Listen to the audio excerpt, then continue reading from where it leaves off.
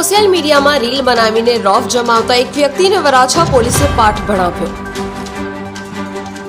ફરી એકવાર સોશિયલ મીડિયામાં રીલ્સ બનાવવું ભારે પડ્યું। સુરત શહેરમાં અવારનવાર આવા લોકો વિડીયો બનાવીને વાયરલ કરતા હોય છે। સાગર હીરપરા નામનો વ્યક્તિએ સોશિયલ મીડિયામાં વિડીયો વાયરલ કર્યો હતો। મસ્ત મોંઘી કારમાં વિડીયો બનાવી અને પોલીસની નેમ પ્લેટ રાખી હતી। ત્યારબાદ વરાછા પોલીસે આ વિડીયોની તપાસ કરીને આ ઇસમને ઝડપી પાડ્યો। ફરી એકવાર સોશિયલ મીડિયામાં વિડીયો બનાવી અને રોફ જમાવતા ઇસમની વરાછા પોલીસે ધરપકડ કરી ગુનો નોંધી વધુ તપાસ હાથ ધરી છે।